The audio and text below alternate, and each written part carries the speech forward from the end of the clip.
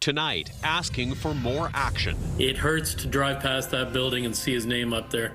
After the provincial shakeup at Conestoga College. I think that the removal of his name from that building is a small part of, the healing process. The call to remove the name of the college's former president. New system. We need a system that is sophisticated and can provide that support to a high volume of parents. The change that's aiming to turn the page from troubles with childcare registration.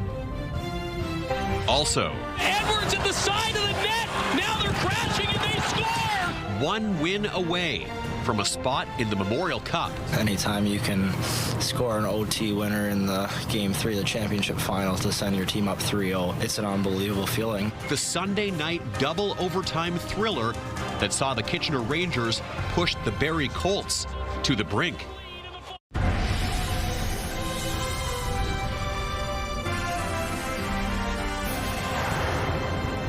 Good evening. It was his skyrocketing salary that the province said triggered an audit of Conestoga College, leading to last week's firing of the Board of Governors. Tonight, we are hearing more about the call to remove the name of former President John Tibbits from a campus building. Unions representing college workers suggested it last week.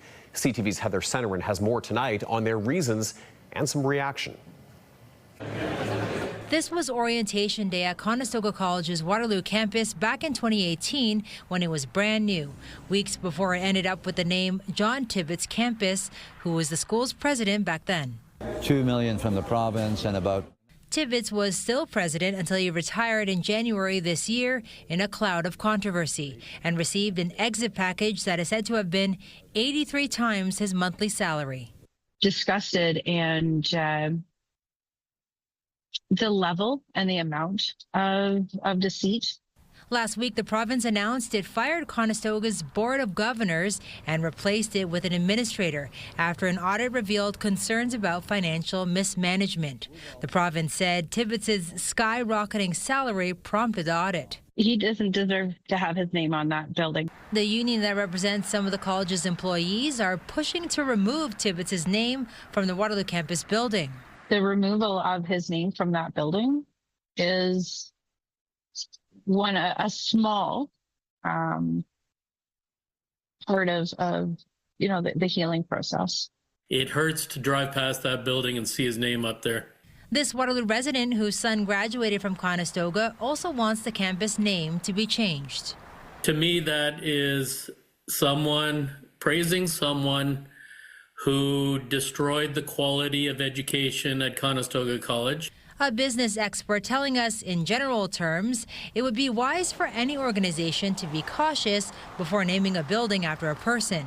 Whether the person's moved on or after they've moved on, things come up, whether it's in, say, the background of the individual or just the context, the societal context changes.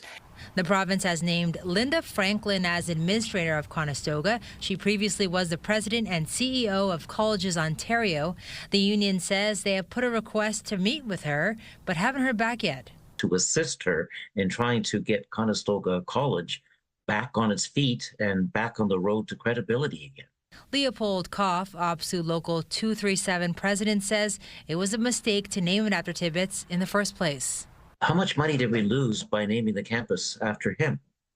Because normally when we have naming rights for a building, there's a sponsorship amount that's given to the college for the privilege and right of that. The province hasn't said what the plans are for the school's future governance, and college officials haven't commented on whether a name change for the Waterloo building will be considered. Heather Senerin, CTV News, Waterloo. Let's take a first look at the weather now on this Monday. Joining Ashley Bacon in studio. You know, there's a lot to talk about from over the weekend, but I want to draw everyone's attention to something on the board right there behind you. The word frost, a word I was hoping not to say on the 11th of May. I'm hoping we get to retire it after tonight for at least this season, Tony. But not only is it going to be frosty, we're in the range of record-breaking cold. So it is another chilly May afternoon, and will continue to be so at at least for the next couple days. Now, the silver lining here is come the end of the week, it looks like things are going to be on the uptick in the way of temperature. But as Tony mentioned, we have a yellow frost warning issued from Environment Canada. As a reminder, it could cause damage to crops, plants, and trees. If you've started your garden, I would strongly recommend covering it up tonight, or if you have potted plants, to bring them indoors because it is going to get chilly. I have more details on just how cold a little later in the show. Right now, if we take a look at our radar, it's not too busy out there, pretty clear skies, and temperature-wise, we are sitting at 11 degrees, a north by northwest wind at 9 kilometers an hour, Tony. So chilly right now, but again, come later in the week, things are going to be a little warmer. All right, Ash, thanks so much. Well, a bit of a show in the sky over the weekend, and the intense storm that rolled through southern Ontario on Saturday is now under investigation by tornado researchers. They've been on the ground not too far from us, surveying the damage that was left behind. In some cases, it was severe. CTV's Brent Leal reports. It was terrifying. It came out of nowhere. Jesse O'Neill was outside next to this barn when the storm came through. And next thing you know, I see the pallet swirling through the air off into the field, and then I watch the roof of our hay shed fall in front of me. Saturday afternoon around 4 p.m., the winds picked up. Those in the path off Wonderland Road north of London described a train-like sound and then carnage. Western University's Northern Tornadoes Project is surveying the damage. The roof went, landed over there on the other side of the property, and the walls and other pieces of the barn collapsed onto the barn that was right beside it. We'll be looking at all that damage, trying to piece things together, see if we can determine exactly what happened, whether it was a small tornado or maybe a downburst or a microburst. From there, the path of the storm continued east, where it took out some trees and then flipped this solar panel with a massive cement base. One of the largest solar panels you can get. It's a pile of metal attached to a concrete base. Literally lifted the base up off the ground. They've got to weigh tons. It's all concrete. You know, when you look at it, it's got some rebar inside to hold it in place, but it's unbelievable. Jeff Back lives next door. He also witnessed a pickup truck thrown off the road and into the ditch. I'm assuming some sort of wind or some sort of downdraft grabbed them. It's not a big side piece along the curbs, and down it went. As the temperatures warm, it's becoming the prime season for these major weather events. Early to mid-May is a pretty typical time where you might see like our first big storms, big damaging storms like this in Ontario. And so Canada hasn't yet had its first confirmed tornado yet this year, but I expect that'll happen soon. Brent Leal, CTV News. Precautionary measures are in place with all of the Canadian passengers who were on a cruise ship and affected by a deadly outbreak of the hantavirus, now home and isolating. Those possibly exposed on international flights are also being monitored, but none are infected. CTV's Heather Wright has the latest. Most of the roughly 130 passengers aboard the MV Hondius have returned home or are in the process of getting there, including 4 Canadians who arrived in British Columbia after being flown from the Canary Islands on Sunday. All 4 were and continue to be well and have no symptoms. BC's top doctor Bonnie Henry says while strict isolation protocols were put in place aboard the cruise ship in early May, 2 passengers, an American and a French national, have tested positive for the virus since returning home, reinforcing the need for strict public health protocols during the incubation period. We are all hoping that the 4 people who are here with us will remain well through this incubation period, but this is exactly why we are taking the precautions and why plans are in place should their conditions change. Henry says the quarantine clock for the 4 Canadians started yesterday. They will quarantine for 21 days and be monitored for 42, the longest known incubation period for the virus, a rare rodent-borne pathogen that can cause serious illness in humans. 3 people have died since the deadly outbreak began aboard the Hondius, with at least 7 confirmed cases and 2 reported cases. More than 20 countries are now working to contain the spread of the virus, including Canada, where at least 10 people are being monitored. Today, Ontario's Minister of Health confirmed a 3rd person is now self-isolating in the province. We have not seen any indication that they were in close contact and would become symptomatic. Today, the ship's captain released a video praising the resolve of the passengers and the crew. And I must commend my crew for the courage and the selfless resolve that they showed time and again in the most difficult moments. And in a sign of just how quickly things can change, the World Health Organization says the French passenger who began experiencing symptoms on the flight back home is now in hospital in critical condition. Heather Wright, CTV News, Toronto. After years of complaints from parents trying to secure before and after school care, Waterloo Region's public and Catholic school boards say they have found a replacement for the troubled one-list registration system. There's hope that this will create a much smoother process when registration begins very soon. CTV's Spencer Turcotte is live with more. Spencer, undoubtedly, a lot of people are going to be watching closely to see how this new system holds up. They will, but both boards are warning families that high demand could still lead to wait lists, and that's a separate discussion from whether the system works or not. Not long ago, this is how parents described One List. It feels like you're competing for the hottest concert ticket in town. We get all ready for the Hunger Games at 8 o'clock in the morning. The registration system used for extended care programs within Waterloo Region's public and Catholic school boards was plagued by problems. In 2024, we experienced the online registration system with One List crashing. And at that time, it took about 3 months for the system to get back online and running. Some families also received confirmation of their child's registration only to learn that had been sent out by mistake.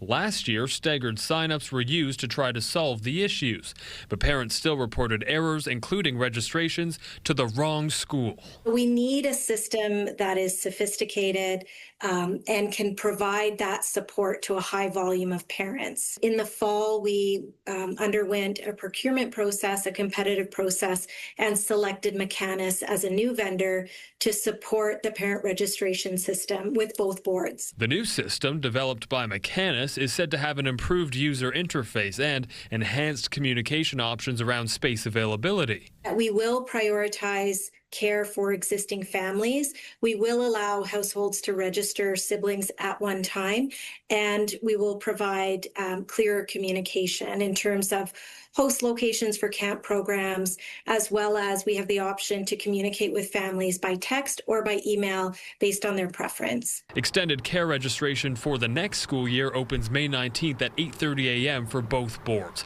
And following years of crashes and confusion, families just hope this year feels less like a lottery and more like a strategy. And for families wondering when they'll know if they have a spot secured in extended care programming, status updates will be shared the week of June 1st. Tony. A date people will be watching, I'm sure. Spencer, thank you. CTV Spencer Turcotte reporting. It is a familiar feeling for the Kitchener Rangers, being one win away from advancing to the next level of the playoffs this year. Only tonight, that's how close they are to booking a ticket to the Memorial Cup after a thrilling double overtime victory in Barrie last night. CTV's Karis Map now on the game that has pushed the Colts to the brink and the Rangers to the verge of a national series. Let's go Rangers! Sunday night's game may have been in Barrie, but roughly 40 Kitchener fans, including Rob Hoffman, boarded a bus to support their blue shirts. It was just crazy, like double overtime. Like I couldn't even sit down. I was so nervous going back and forth. The Rangers' 4-3 win puts them up 3-0 over the Barrie Colts in the OHL Championship Series. All the Ranger fans were chanting, "Let's go Rangers," and it was loud. And it didn't go unnoticed by those on the ice. At one point in the game, I was hearing "Let's go Rangers" chants, so they did a great job tonight. Game 3 was a wild one to finish, but it didn't really start that way. Kitchener scoring late in the first period, no goals in the seconds, and then that flurry of goals in the third, including 3 in 1 minute and 22 seconds. A scoreless first overtime sent the game into a 5th frame, and it was Dylan Edwards who scrambled to put the puck in the net. Edwards at the side of the net. Now they're crashing and they score. At the time, we really didn't know the puck went in the net, and all of a sudden the Rangers started to jump and went to celebrate. Anytime you can score an OT winner in the Game 3 of the championship final to send your team up 3-0, it's an unbelievable feeling. The Rangers have a chance to close out the series Tuesday in Barrie, but analysts say don't get the brooms out just yet. I don't think you can count any team out, especially with how tight the last couple games have been. Barrie, they seem like they're right there. They're just kind of struggling to get over the hump, and get that one extra goal that's going to make the difference. And some fans say while it would be nice to see the series return to the odd, they just want the Rangers to get the job done. I don't want to open a door for Barrie because against Brantford, they were down 3-1, came back and won it. So you have to win it when you want. It would be nice to win at home, but you can't take that chance. Kitchener's never going to throw a game. You never want to take that risk, and you also want some time, if you do win, to get rested, to get ready for the Mem Cup. But I would say, winning on the road isn't bad either. You get to enjoy it a little bit with the guys that made it happen, that you've been with every day. If the Rangers win on Tuesday, they will have punched their ticket to the Memorial Cup in Kelowna. Kara Smapp, CTV News, Kitchener. Meanwhile, could Hamilton be in line for a professional women's hockey team?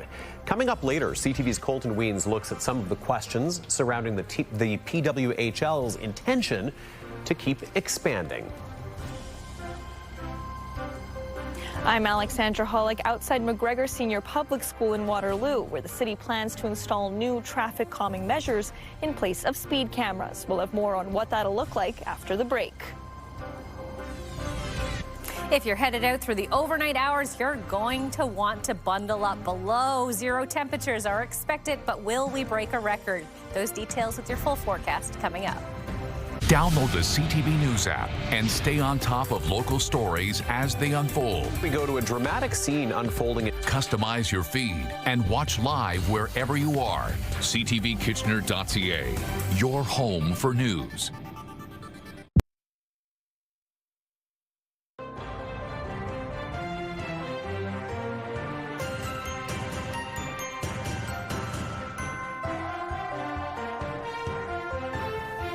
Automated speed enforcement cameras are now long gone across Waterloo region, but the city of Waterloo is looking at other ways to curb speeding in school zones. That includes installing new traffic calming measures in areas where speed cameras once stood. Let's go to one of those places right now. CTV's Alexandra Hollick is live, and you're just outside McGregor Senior Public School tonight. What can you tell us about what's on the way there?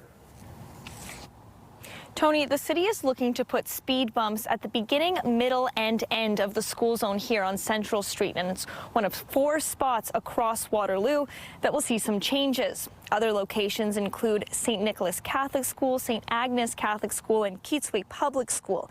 These areas previously had automated speed enforcement cameras in place until the Ford government banned them back in November.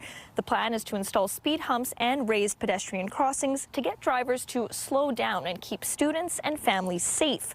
The project is expected to cost around $150,000, with funding coming from the province's Road Safety Initiatives Fund and the city.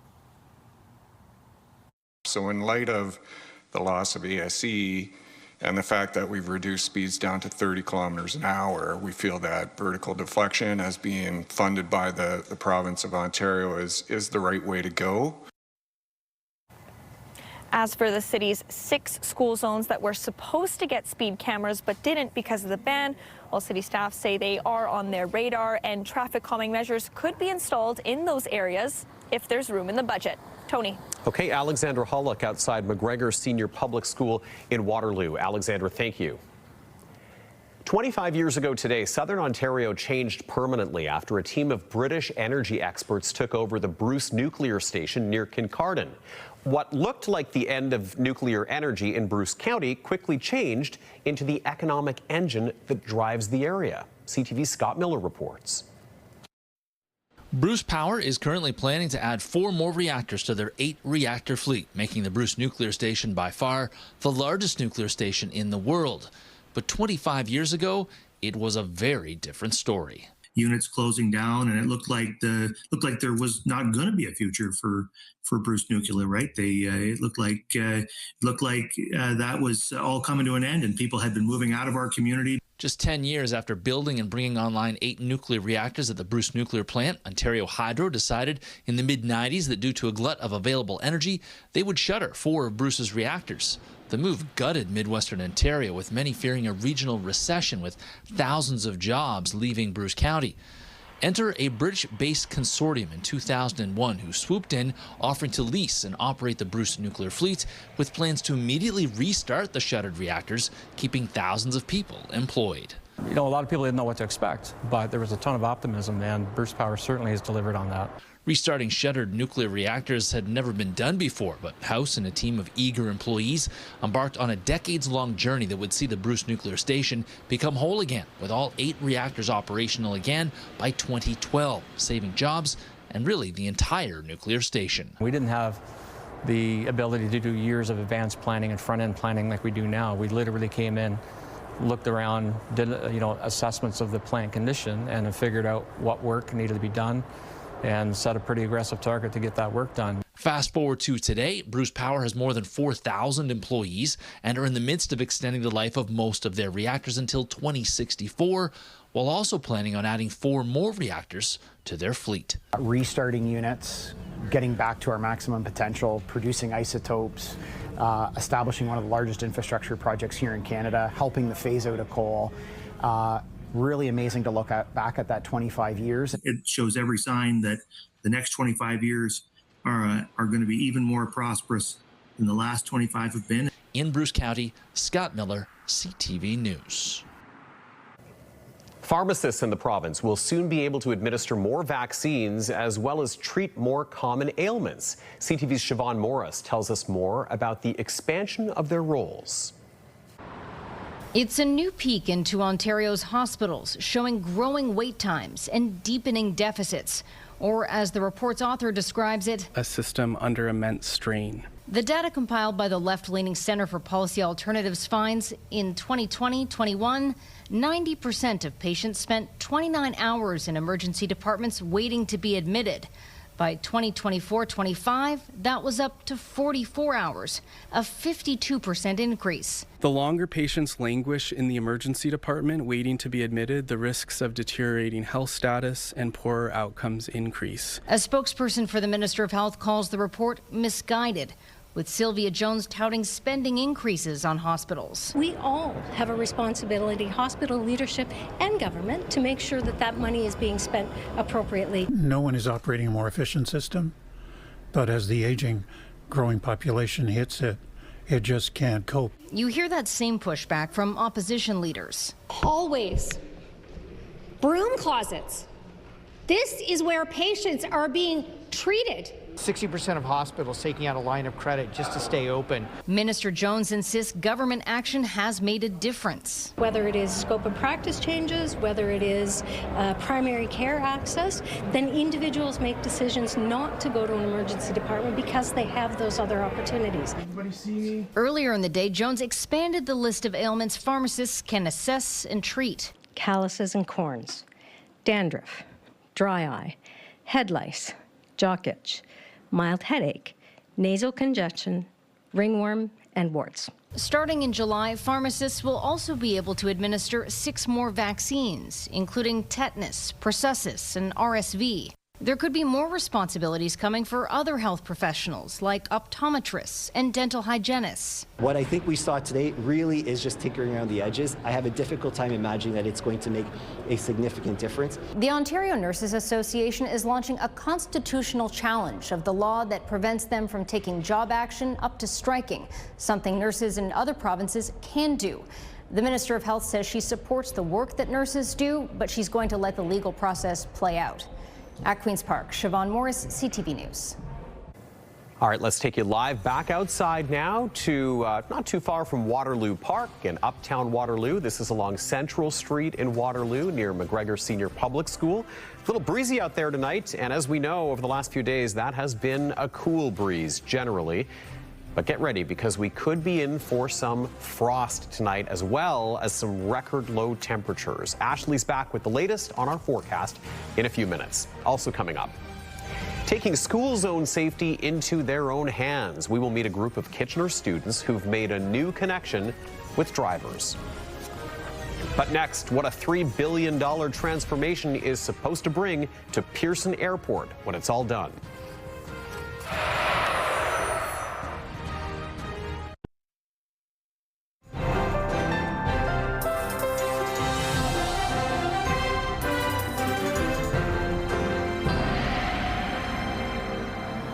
Ashley's here with the forecast, and we had a wild weekend of weather. We were messaging about it at various times, everything from a nice sunny day to a beautiful sunset to a sudden storm. Yeah, there was a lot of everything, and then by last night it got cold again. Yep, and that's going to be the story going through the night tonight. At least another couple frost. days, and not as cold. So tonight should be the coldest day this week. All right, we get through tonight. We can get through anything this week. Yes, exactly. But yeah, it's just keeps like it's an ongoing cold front that just won't go away. But if we take a look back outside this hour, you can see things are windy out there, but bright and sunny. So it is still at least a nice day out for that respect. So if you are headed out, just make sure you dress appropriately, because you will feel that cooled air, and it will continue to get cooler as we go through the evening hours. And as Tony just alluded to, we might even have record-breaking cold tonight. But let's get to our frost warning first from Environment Canada, just as a reminder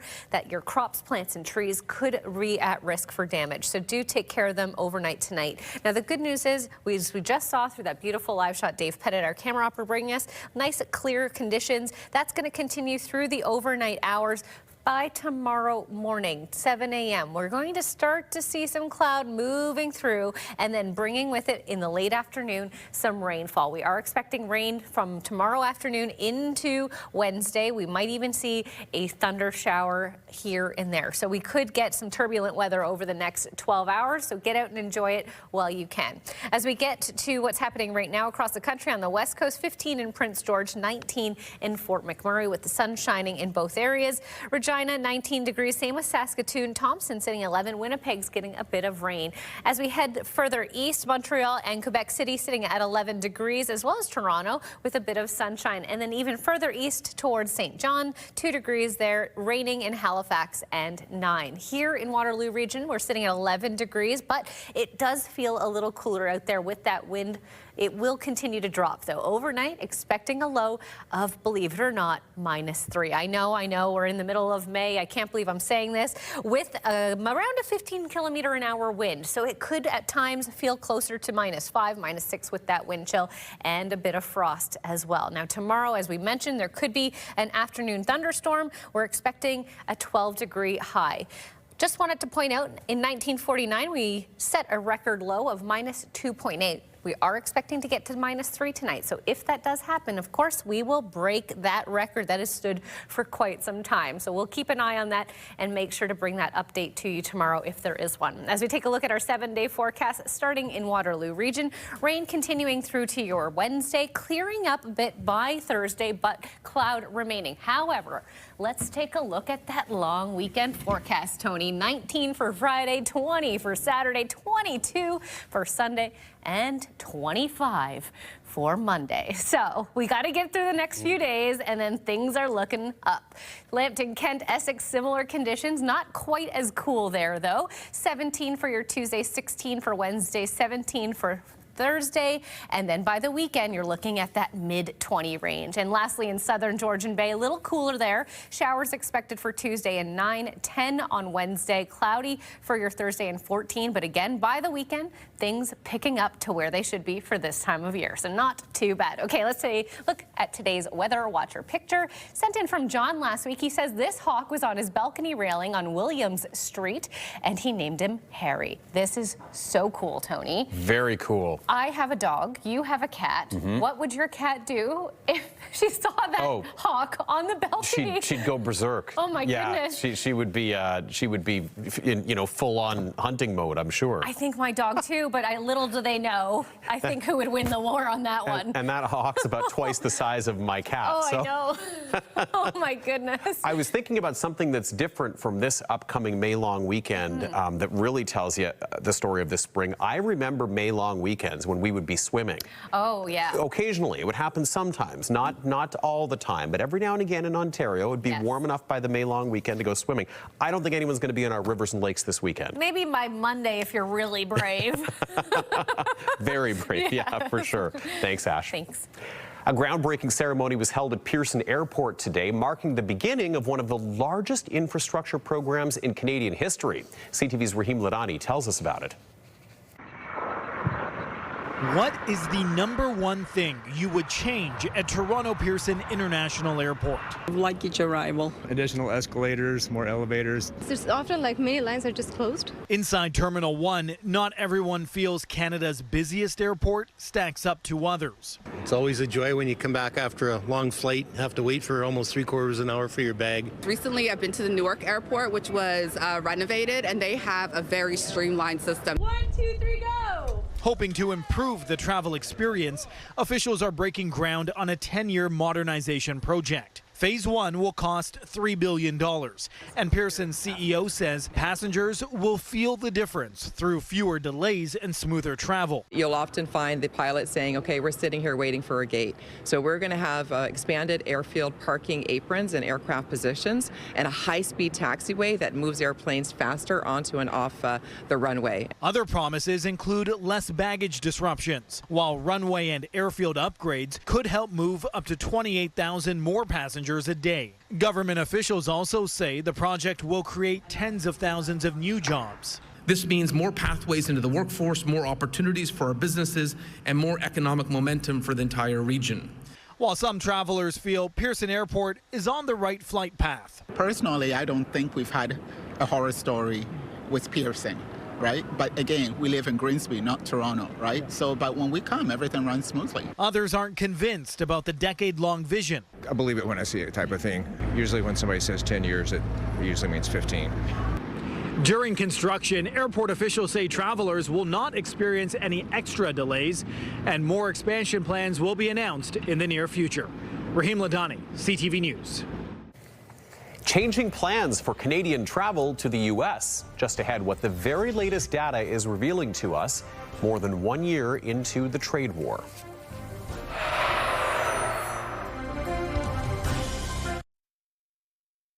A Day is back on 105.3 Virgin Radio. Listen to Jeff KP and Backstage Ben for your chance to win $5,000 every weekday. 5K a day. Virgin Radio.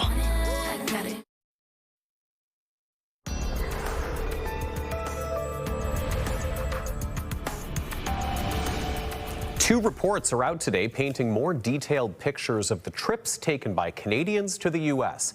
They offer a better idea of how business and pleasure travel have changed as a result of the ongoing trade war. CTV's Mike LeCouture has the numbers. Ottawa's Tulip Festival is a huge draw for tourists. These Montrealers used to take an annual trip to the New England coast, but since Canada-U.S. relations started to wilt, they're traveling domestically instead. Stay in Canada and spend our money here, rather than encourage the American people who have this silly leader that they've got. And it seems they're not alone. Researchers from the University of Toronto analyzed Canadian cell phone usage in the U.S. over a period of 2 years and found a median decline of 42%, more than the initial estimates of a 25% decrease.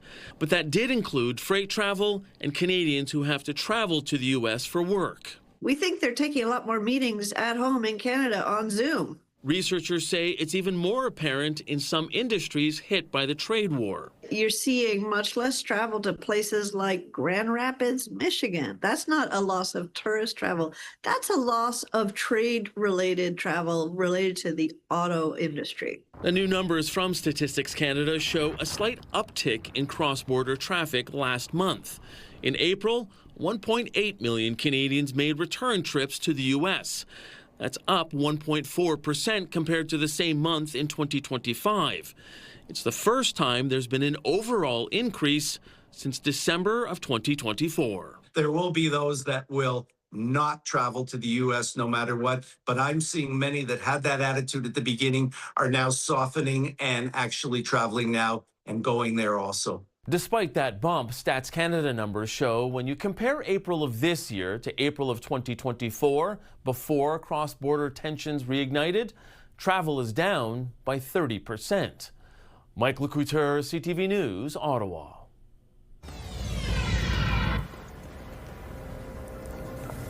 And now recapping our top stories, Leanne Evans in studio with us with the latest. We begin with that call to remove the name of former Conestoga College President John Tibbits from one of the campus buildings. And Tony, it comes after unions representing college workers first suggested it last week when the province announced it fired Conestoga's Board of Governors and replaced it with an administrator after an audit revealed concerns about financial mismanagement. The province said Tibbits' skyrocketing salary prompted that audit. The unions that represent some of the college's employees are pushing to remove his name from the Waterloo campus building. Waterloo Region's public and Catholic school boards say they found a replacement for the troubled one-list childcare registration system. The name of the new vendor is called McCannis.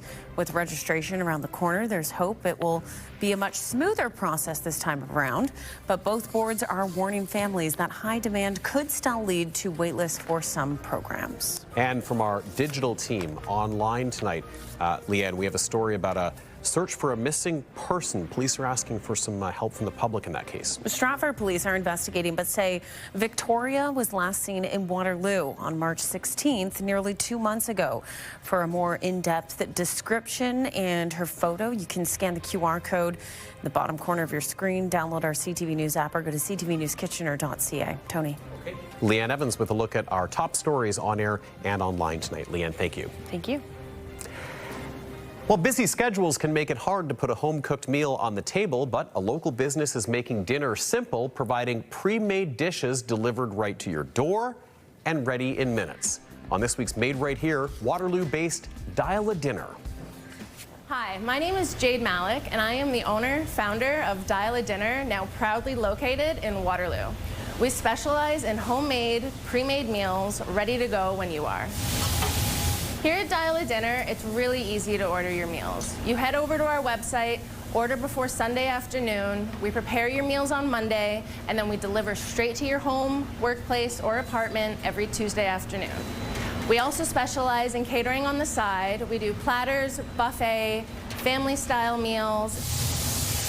We pride ourselves in our ingredients that we use. What you see on the label is what you're gonna get. We try to stay away from any GMO, and we try to use local as much as we can.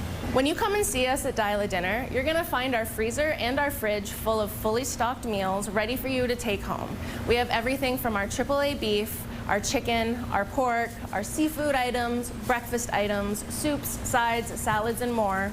All you have to do is give us a try once, and I promise you won't be disappointed. All of our meals come in 36-ounce microwavable containers. You take off the lid, steam it in the microwave for 3 minutes, and they're ready. The positive reviews that we have received is the size of our meals and the quality of our meals. If you were to go to the store and buy a chicken breast, cauliflower, and baby potatoes and make it at home, it would cost you just as much almost, and time and effort, as buying a meal from Dial a Dinner. I started Dial a Dinner about 4.5 years ago. The fact that I have customers that are still ordering year 4, 5, who have been around for year 1 and 2, tells me a lot about our food, and the positive feedback that we received is super humbling. I never thought I'd be in a position to cook for this many people in our area. I never imagined that we would grow into what we have now. We have easily made over 10,000 meals in the past few years, and we started from rental kitchens, and we worked our way up, going through events, and we officially have our own new location where we can call home.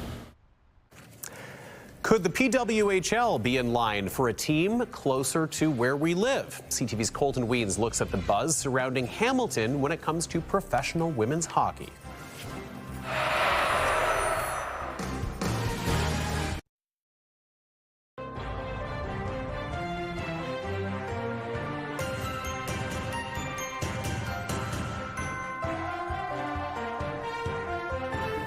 The Professional Women's Hockey League is expanding and is hinting that it may keep doing so.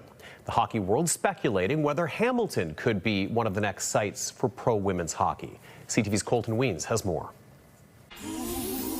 The Professional Women's Hockey League is expanding to Detroit next season. 9 teams set to compete in 2027. The league that started in 2023 expanded to Vancouver and Seattle last year and has indicated another 2 to 4 will be added soon. This was the point of the league, to grow the game, but to also attract new fans. So if you're not going to expand now, when do you expand?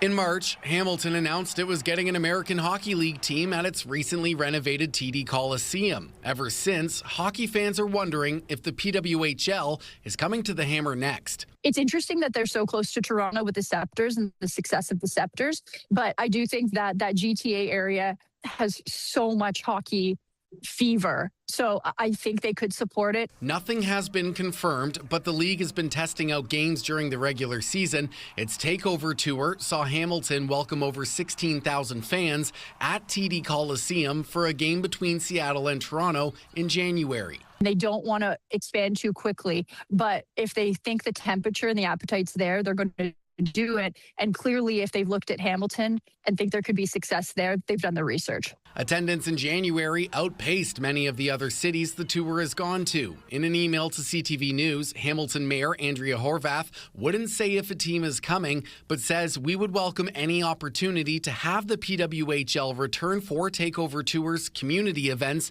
and any other chance we can to continue building our relationship. The Charge are now taking over the Canadian Tire Centre for the playoffs. Hannah says the league is showing it can fill major arenas, and the appetite for the women's game is only growing. She believes Hamilton could be the next site for expansion, but adds there's lots of cities who also want a shot. But right now, there's only such a small area of North America that gets to experience women's hockey, now with Seattle and Vancouver involved. But yeah, get more fans, grow this strike while the iron's hot. Colton Ween, CTV News, Hamilton. And more news in a moment, but first over to someone who I know is good on the ice, Ashley Bacon. Well, that's generous, Tony, and I'll take it. And you know what? Mother Nature is giving us hockey weather as the Rangers finish off this week. But are we in for a warmer morning? Those details just after the break. Start your night off with E-Talk at 7, followed by back-to-back Big Bang Theory. Take a break from that and watch Hockey Fanatics at 8:30. Then again, back-to-back Big Bang Theory before ending the night on The Rookie at 10. 99.5 has the music you just can't quit. Home of Bounce Mornings with Angie Hill and Sarge. KW's Bounce 99.5. Listen on the free iHeartRadio app.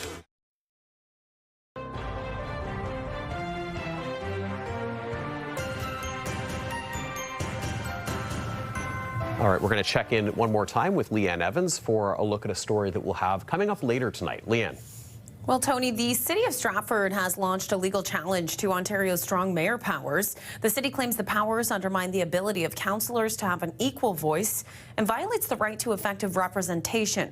We'll have more on what the legal challenge is asking of the court tonight at 11:30. Tony. All right, Leanne, thank you so much. And it's kind of one of those rare nights, Ash, where we've got no sports to track. I know. Because it's an off night in the OHL final. So there's lots coming up later this week. Oh, it's going to be a busy week. This is the first night I've worked in a few weeks, yes. the late shift, that I was going through my mind going, okay, what sports do we have to keep track of? It's an off night tonight. Well, at least there's hockey-like weather out there, Tony. That's right. Let's take a look at our boards. As a reminder, there is a frost warning in effect tonight. And again, as a reminder, crops, plants, and trees could be at risk. So do take care of your gardens if you have them already set up and ready to go. And tomorrow, it's going to be a chilly start if you're up early. Feels like closer to -4 at 6 a.m., around 7 by 10. So at least the temperature is expected to increase quickly, and that sun will shine through the morning and most of the afternoon. So it's just one of those cooler days out there, Tony. It certainly is, yeah. It's we're just kind of getting used to it at this point. It is. Having that jacket. But like you saw earlier in the show, by the end of the week, things are starting to turn around. Looking up. Yes. Looking up. Mm-hmm. Well, finally for us, a group of students at a Kitchener elementary school, they're hoping to make school zones safer for themselves and their peers. Their artwork is featured on new signs displayed around schools across Waterloo region, urging drivers to be careful. CTV's Krista Simpson has the details. Slow down. Kids cross here. Messages to drivers from Danielle, Aluna, Lottie, and Emily, students at Janet Metcalf Public School in Kitchener. It's important because if they don't slow down, like serious stuff can happen. I understand that you were moved to create some art. after a bit of an incident of road violence in your school zone. The artwork was drawn when the students were kindergartners, a response to a close call and concerns about safety for the school community. Now, the students are in grades 2 and 3, and their work is being used to spread the message about keeping school zones safe. I made the kids cross here. I made the 30-kilometer zone. They really thought about what the problem was and what needed to be solved, and they came forward for us in ways that adults have not in a lot of times. The signs come from Student Transportation Services of Waterloo Region through a grant from the Ministry of Transportation. Unveiled in time for Canada Road Safety Week, the signs will be displayed in front of 38 public and Catholic elementary schools in Waterloo Region. It makes me feel grateful and proud because our signs are like at different schools. The signs will be up over the next few weeks and will be brought out again during the next school year at times of heightened traffic risk. A student-led campaign reminding drivers of what's at stake when they're going through school zones. Krista Simpson, CTV News, Kitchener. I love that they've taken it upon themselves to try and connect with everybody through their own artwork and relay a really critical message. Absolutely. Very cute, but impactful when it comes from the young minds. It is. Yeah. Absolutely. Yeah. You know, when you see it that in that sense, you kind of look at it in a different way, I think. Absolutely. So we'll see how that unfolds near their school. We'll try and get an update for you as the school year goes along. In the meantime, that's going to do it for us tonight. We will see you tonight at 11:30 with your next local news. That's right after CTV National News. Have a good night.